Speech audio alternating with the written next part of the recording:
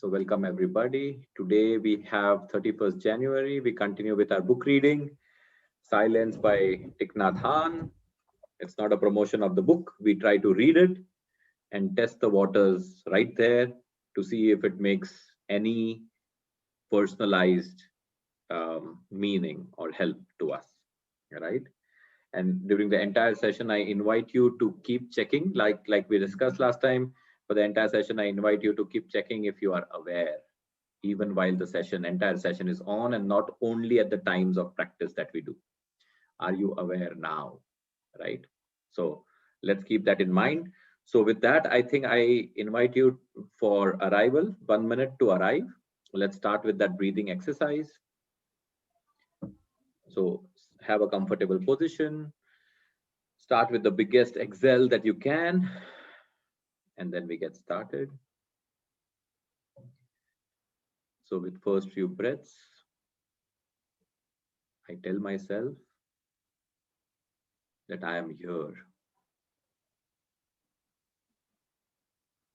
I'm fully here, physically and mentally. Then I tell myself, I'm free. For now, in this session, I'm free from my past and my future. And with that freedom, I hear you.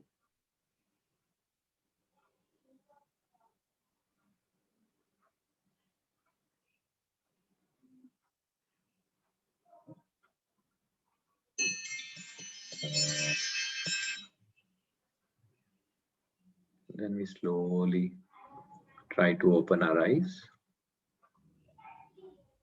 and come back fully to the session.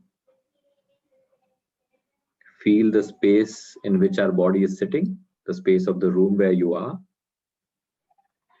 and the space in which your mind is. And with that awareness, try to keep that awareness on while we go now to reading the next nutriment. Last time we discussed about volition. Today we are going to talk or read what the author has to say about the nutriment, which is individual consciousness. So the author says, even if we go on a sensory fast, cutting off outside noise and input, we are still consuming a potent source of food, our own consciousness. This, along with collective consciousness, is the fourth source of food. When we direct our attention to certain elements of our consciousness, we are consuming them. Let me read that again. When we direct our attention to certain elements of our consciousness, we are consuming them. As with our meals, what we consume from our consciousness may be wholesome and healthy, or it may be toxic. For example, when we are having a cruel or angry thought and we replay it over and over again in our mind, we are consuming toxic consciousness. If we are noticing the beauty of the day or feeling grateful for our health and the love of those around us, we are consuming healthy consciousness. Every one of us has the capacity to love, to forgive, to understand, and to be compassionate. If you know how to cultivate these elements within your own consciousness, your consciousness can nourish you with this healthy kind of food that makes you feel wonderful and benefits everyone around you. Let me try and read that again very slowly. If you know how to cultivate these elements within your consciousness, Your consciousness can nourish you with this healthy kind of food that makes you feel wonderful and benefits everyone around you. So it's a two-way relationship. You cultivate these elements in your consciousness, and when you pay attention to it, you are eating it, you are consuming it, which benefits you and everybody around you. So it's a two-way relationship. At the same time, in everyone's consciousness, there is also a capacity for obsession, worry, despair, loneliness, and self-pity. If you consume sensory food in a way that nourishes these negative elements in your consciousness, if you read tabloids, play violent electronic games, spend time online envying what others have done, or engage in a mean-spirited conversation, the anger, despair, or jealousy becomes a stronger energy in your consciousness. Sit back and think, what all do you consume electronically which feeds these negative elements in your consciousness? It could be a very innocent attempt to watch a war movie or a crime movie or anything like that, right? And how it feeds in your consciousness, and when you think about it more, you are consuming it, and that makes you more and more unhealthy. You are cultivating the kind of food in your own mind that isn't healthy for you. Even after you have walked away from that book or the computer game, your mind may continue to revisit and reconsume those toxic elements for hours, days, or weeks afterwards, because they have been watered, the negative seeds in your consciousness, right? There are plants that can make you sick, such as hemlock, belladonna. If you consume them, you suffer. People usually don't deliberately grow these plants in their garden.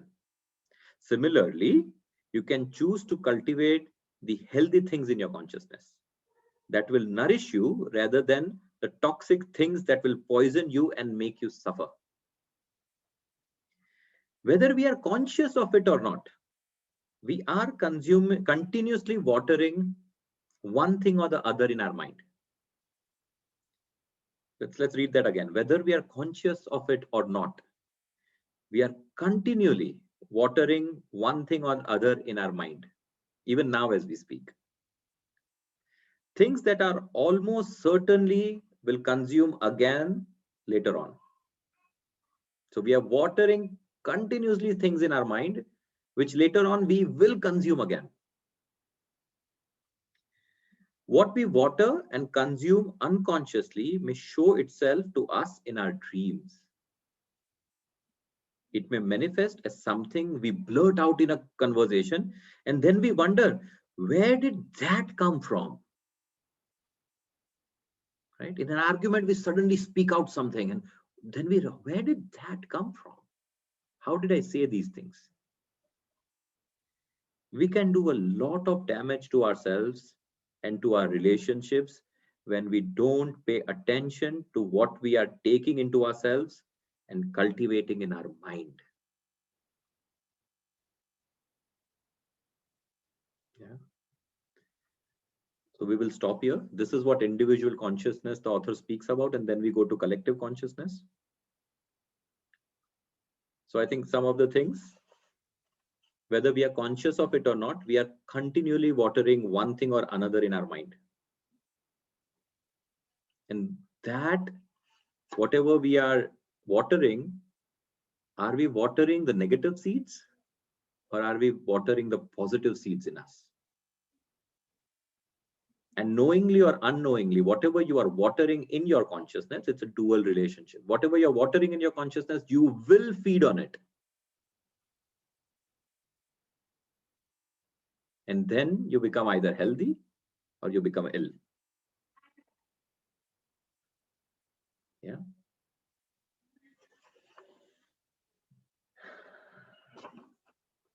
I mean, very quickly, this reminds me of a story, right? There was a wise man who was telling a kid that, you have two wolves in yourself, right? And this has many variants of the stories, right? There are two wolves in yourself. One is a dark wolf and one is a white wolf, a black and a white, right? and they are in constant war with each other. And the small kid asks the wise man, which wolf will win? And the wise man replies, the one you feed the most. And by feeding, what the author is saying, or the wise man said, is just the attention to it itself feeds it. So when I'm having a bad day, if I'm thinking about it, if my attention is on bad things, I'm feeding the bad wolf. Rather, if my attention is on good things, majority of the time, then I'm feeding the white wolf, right? And whichever wolf you feed the most will win. Uh, uh, Jamin, I would like to say one thing over here. So, when we are talking about negative or positive, don't we like it is like a relative thing, right? So Yes, something might be negative for me. Okay, he's consuming negative information, negative things, but for that person, that might be positive. yes, yes, yes, absolutely. And that's why this book never talks about see what other is feeding.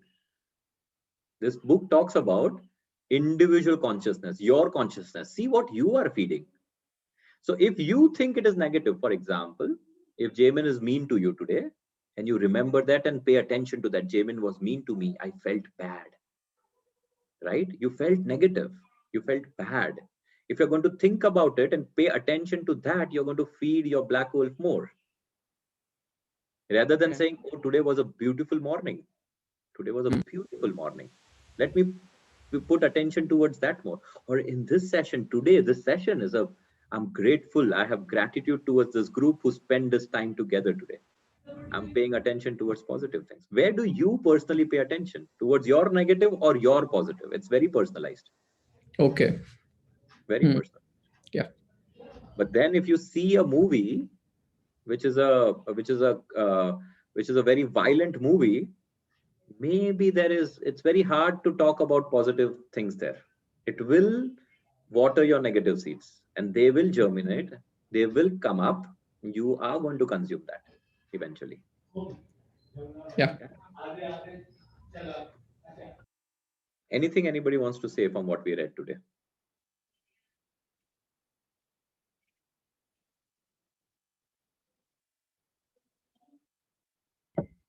Uh, I totally agree with this, and even before I read the book, I recently tried to like avoid all the avoid negative things like watching the news because it's just depressing for me. Yes. I never watch the news and I never read a newspaper. And my mother's like, but how are you going to know what's going on in the world? You have to know. I have you to tell me. And if not, I'll see it in Facebook. Why? Because I just feel bad about, and I just dwell on it, and I don't want that. I don't, or putting it in terms of the book, I don't want that food. Yes. You don't, yeah, you don't need it. Exactly. Yeah. True. That's one way of avoiding bad food, right? But then what book talks about is pay attention to the good food. So rather than saying I did not watch news which is bad, which is a good start, of course it's a good start, but rather than saying I did not watch bad news, maybe we say we had a wonderful coffee in the morning and a 5 minutes of peaceful time. Hmm. Now that's eating the good A food. wonderful talk with Punky. Exactly. Yeah. So we talk about and pay attention towards, because even if you say that you did not watch a bad news, that's still paying attention towards something negative, right? So rather than that, we switch more towards the positive, saying, okay, I had a good Hmm. walk with Punky today, right? So we talk Hmm. more and pay attention more towards the positive things, not Hmm. even negating the negative stuff. Yeah. So that's Hmm. the second step. Okay. Anything else? Rashmi, you want to add anything? No, nothing. Okay. Okay, then I think let's enter the 5 minutes. I will do the nourishing breathing in, breathing out narration a little bit, and then we try to sit into silence as much as we can. Don't try to control your thoughts. If they come, let them come, right? And try to bring back the attention back to your breath, right? And with that, try to go inwards. So find a comfortable position again, and with the biggest exhale, let's start.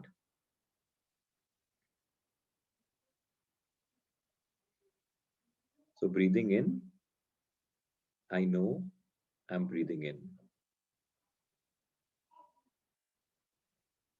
Breathing out, I know I'm breathing out.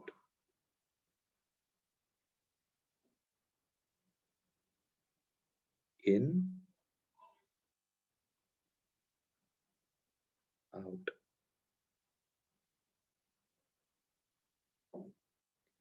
Breathing in, my breath grows deep. Breathing out, my breath grows slow.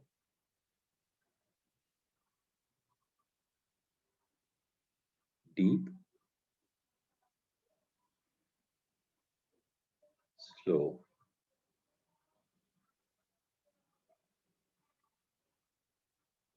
Breathing in, I'm aware of my body. Breathing out, I calm my body. Aware of body, calming.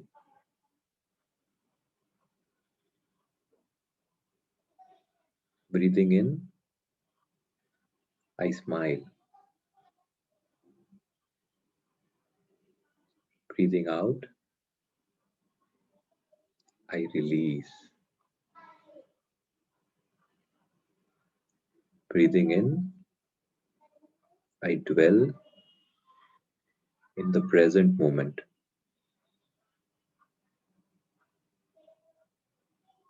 Breathing out, I enjoy the present moment. Present moment, enjoy.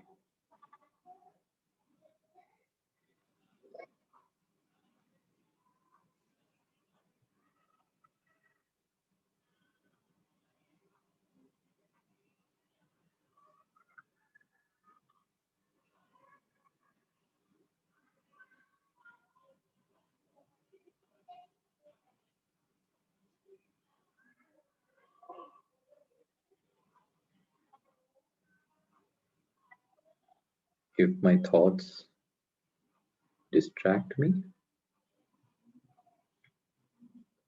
I gently bring them back to my breath.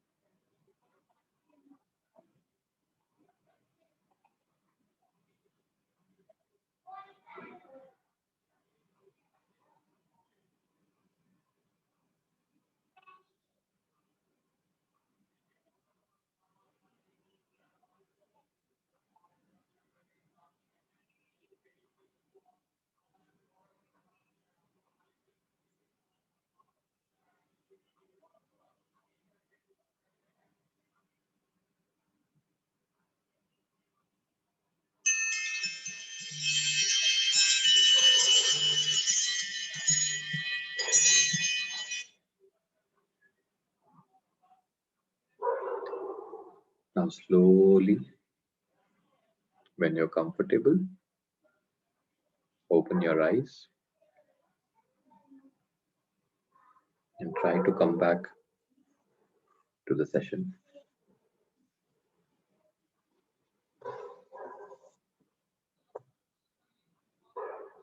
Look around the space. Feel your body fully back.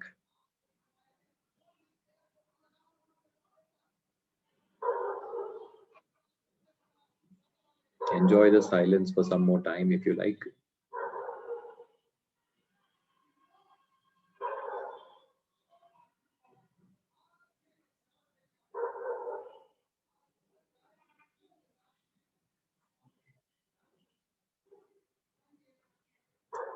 How do you feel?